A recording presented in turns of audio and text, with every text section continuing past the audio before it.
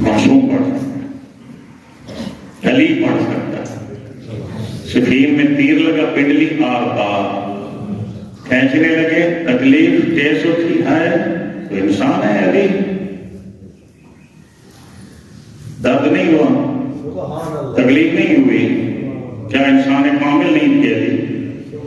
تو تیر نکالنے لگے، جنگ صفین کی بات ہے نا، آر پار ہو گیا پنڈلی میں، تو آسان ہے نکالنا۔ یہاں تو پہلا وہ ہوتا تو ٹیکا لگا دیتے اس کا، سن کر دیتے نہیں، تو وہ تو نہیں تھا، تیر نکالنے لگے، تکلیف محسوس ہوئی۔ تو کسی علی کے مزاج شناس نے، صحابی نے کہا ابھی نہ نکالو جب علی حالت نماز میں ہو، اور اسی وقت نکالا، اس وقت نکالا تیر جب علی حالت نماز میں۔ تو وہاں پہنچے ہوئے تھے علی، کیا مقام تھا علی ابن ابی طالب کی عبادت اور ان کی نماز کا، یہ انہی کا حصہ ہے، ہم سے نہیں ہو سکتا۔ اللہ ہماری ان ٹوٹی کی نمازوں کو قبول کرے۔ صلوات پڑھیں محمد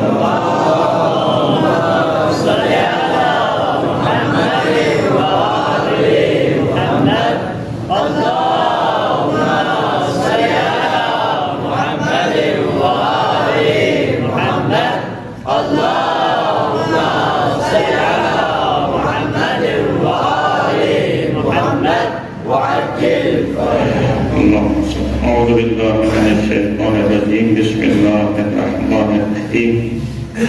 الحمد للہ والصلاة علی رسولہ۔ یہی عرض کر رہا تھا کہ کوشش کریں کہ اللہ کی نافرمانی کی حالت میں اس دنیا سے نہ اٹھیں۔ سورہ طٰہٰ کی وہ آیتیں گواہ ہیں اس بات کی کہ اللہ فرماتا ہے کہ تم مجرم بن کر میری بارگاہ میں نہ آنا، مجرم بن کر میری بارگاہ میں حاضر نہ ہونا، بلکہ جرم کیے ہیں تو دنیا میں ان کی معافی مانگ کر، ان جرائم کو، ان گناہوں کو، نافرمانیوں کو مٹا کر ہمارے پاس موقع ہے۔ یہ بار بار جو میں عرض کر رہا ہوں، ابھی ہماری سانسیں آ جا رہی ہیں، زندگی ہے، مہلت ہے ہمارے پاس، اور اس مہلت کو ہم غنیمت سمجھیں۔ ان فرصتوں کو، ان لمحوں کو، اس وقت کو، اس زندگی کو کیا سمجھیں؟ غنیمت سمجھیں۔ توبہ کریں، معافی مانگیں، گناہوں کی معافی اللہ سے مانگیں، اور کسی کا حق اگر ہم نے ضائع کیا ہے اس سے معافی مانگیں۔ جس کا حق ضائع کیا اسے راضی کریں۔ کسی کو تھپڑ مارا ہے، کسی کو گالی دی ہے، کسی کی غیبت کی ہے، کسی کا ظلم نقصان کیا ہے، اس سے معافی مانگیں۔ اس میں بڑائی ہے، اس میں عزت ہے۔ اگر ہم چاہتے ہیں کہ ہم آخرت کے میدان میں سرخرو ہوں اور ہماری نیکیاں اس کے کھاتے میں نہ بڑھیں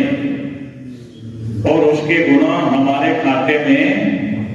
نہ بھی معافی مانگ رہے ہیں، اللہ کے رسول فرماتے ہیں محشر کے میدان میں سب سے زیادہ حسرت میں وہ ہوگا، سب سے زیادہ حسرت میں وہ ہوگا کہ جو دیکھے گا کہ اس کی نیکیاں وہ دوسرے کے کھاتے میں جا رہی ہیں اور دوسرے کے گناہ اس کے کھاتے میں جمع ہوتے تھے، جبکہ وہاں ایک چھوٹی سی چھوٹی نیکی کی انسان کو ضرورت ہو نہیں ہوگی، ایک چھوٹی سی چھوٹی نیکی کی انسان کو ضرورت، اور اس وقت بندہ کہتا ہے کاش میں نے اس موقع کو ضائع نہ کیا ہوتا، نیکی کے اس موقع کو ضائع نہ کیا ہوتا، وہ میں حاصل کر لیتا میرے کام آنے، وہاں یہی کام آنے ہیں، یہی اچھے کام، یہی نیک اعمال، یہ کام آنے ہیں معاشرے کے میدان۔ تو اگر آج کسی کا ظلم نقصان کیا ہے، غیبت کی ہے، تو میں آج کل کہ بندہ جس طرح بھی میں بات کر رہا تھا کہ مجھے ملا جو کہتا ہے کہ میں نے کبھی جنت کی دعا ہی نہیں کی، میں تو اللہ کی رضا کی دعا مانگتا ہوں۔ مجھے ایک بندہ ملا وہ کہتا ہے کہ میں خوش ہوتا ہوں اگر کوئی بندہ میری غیبت کرے، گیلا کرے گا۔ میں نے کہا ہمیں تو غصہ آتا ہے، کوئی بندہ ساڑھا گیلا کرے اس لیے ہم ملنے تو صحیح مطلب کو روکتا ہوں، ہاں وہ جناب دے رہے تھے بیٹھ کے کہ چوکندے میں بڑھے اندر گیا میں کبھی اندر گیا میرا گلا کرتا ہوا کون ہے وہ میرا گلا کرنے والا میری عزت کرنے والا میری عزت میں کمی کا باعث کرنے والا میں پوچھتا ہوں مجھے ایک بندہ ملا اس نے کہا کہ مجھے تو خوشی ہو کوئی بندہ میری عزت کرے نا گلا کرے میں پہلی دفعہ ایک بندہ دیکھا ہے کہ جس کی عزت کی جائے وہ خوش ہو میں نے کہا اس کی وجہ کیا اس کی وجہ کیا کہ آپ کو وہ گلا کرے عزت کرے آپ خوش ہو کہتے ہیں مولانا معاشر ہے قیامت ہے سارے حساب کتاب اللہ وہاں چکا دے گا مجھے وہاں پر نیکیوں کی ضرورت ہوگی مجھے وہاں پر نیکیوں کی ضرورت ہوگی تو اس بندے کی نیکیاں جس نے میرا گلا کیا ہے میں اسے بدلہ تو لے نہیں سکا تو اللہ عادل ہے یا نہیں ہے اللہ نے انصاف کرنا ہے یا نہیں کرنا ہے نا تو اس کا نام ہی اللہ نے یوم الفصل رکھا ہے فیصلے والا دن انصاف والا دن یوم الحساب رکھا ہے حساب والا دن تو اس دن حساب کتاب ہونا ہے تو میں اس سے بدلہ لے لوں کیا فائدہ اس کا یہاں بدلہ لے لوں غیبت کرنے والے سے تو بھوکے مار دوں تو گالیاں اسے دے دوں اس کا کیا فائدہ مجھے ضرورت معاشر کے میدان میں ہے نیکیوں کی یہاں اسے چھوڑتا ہوں